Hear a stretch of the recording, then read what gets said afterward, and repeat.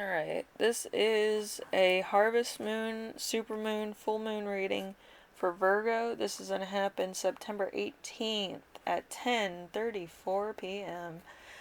In Pisces. Also, there's going to be a lunar eclipse that happens in Pisces too. Ironic. We have the emotions, moods, and stuff that are going to happen with this Pisces attribute. Gratitude, balance, harvest, sharing, deeper understanding, or deeper thoughts or feelings that could happen as well. So let's see what your cards are. We have success or hot date with the Six of Wands. We have faithfulness, good news with yes, positive results, announcement, loyalty, generosity, protection, frivolity, strong values. We have good intentions. And then we have justice with fair treatment and karma. We have the Four of Wands with happy home life and moving in together. So let's see what's going to happen here.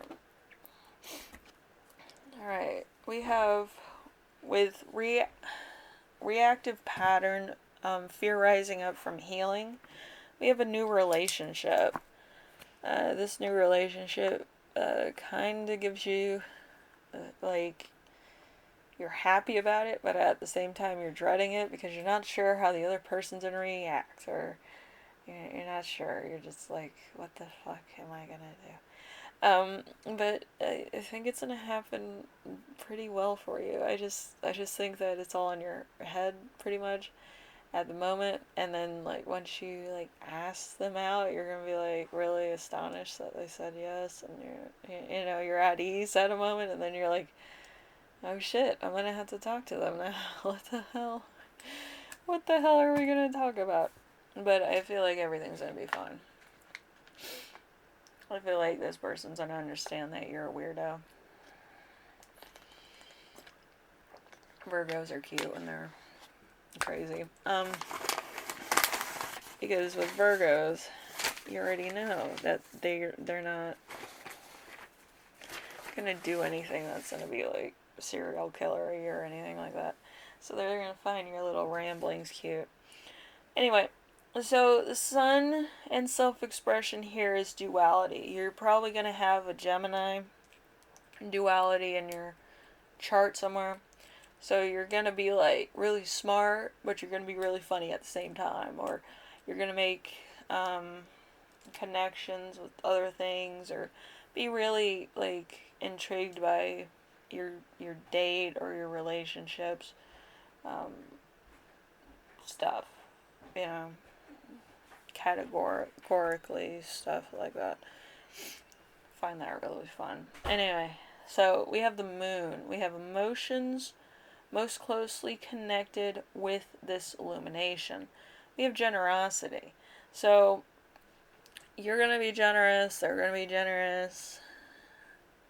It's going to be like spy versus spy, where you're trying to out-generalize your component. But it's going to be for like just a fun reason. You guys are going to have fun. Anyway, so how your reactivity has been blocking your self-expression. We have underestimated. You underestimated yourself, the situation, your potential date, or your relationship. And you were just like, this is going nowhere. What am I doing here? What should I do? Everything's fine. You just didn't want to react because you were fine with doing what you were doing, you know? It happens. Get into patterns you're comfortable with. I'm comfortable with my patterns right now. I just wake up, roll out of bed, think about new ways to take over the world, and then somehow or another I come on here and I do this instead. I don't know. That's a joke, but it's fun. So, what releases this block will... Okay. What releasing this block you have will achieve? We have disillusionment. So you're gonna come to reality. You're just gonna be like, whatever the fuck was I doing? You are idealizing or fantasizing or daydreaming to the point of where there's castles, rainbows, and unicorns jumping through the clouds or some shit like that. But realistically, everything just turns out fine. I mean,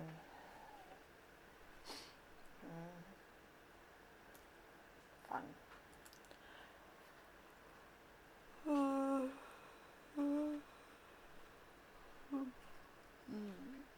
Excuse me. I've had a long day. I had to go to work and stuff.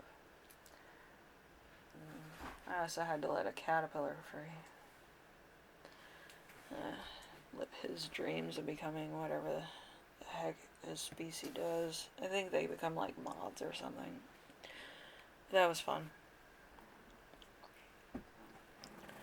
So, what I think is that you're over stimulated by the what ifs, and you're not thinking realistically what would happen.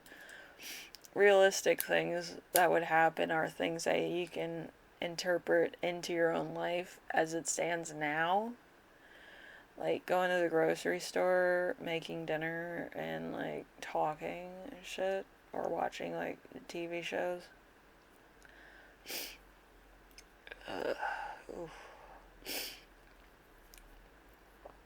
With me, I'm a workaholic, so it's like mundane activities would be a treat just for me to take off like a minute of like my busy schedule. Ugh. I miss watching The Simpsons and Family Guy, I really do. I don't have time for that anymore. I can watch Rick and Morty though, that's funny as hell. But, yeah, I love that Peter Griffin episode where, like, right in the middle there's like a thing about him working at Burger King. I like that episode. It's probably my favorite episode. It's the funniest one. But, yeah, I feel like it's gonna be kind of like that. I feel like you are idealizing somebody into the point where they could be a fictitious character in a novel, but realistically they like dumb shit like Family Guy, or they like, Rick and Morty, or they like The Simpsons, or they like the same cartoons that you like, or same anime, or whatever the hell. And like you don't realize that they could be a real person, and that's playing with your mind. So it's kind of how that works. You psych yourself up for disappointment.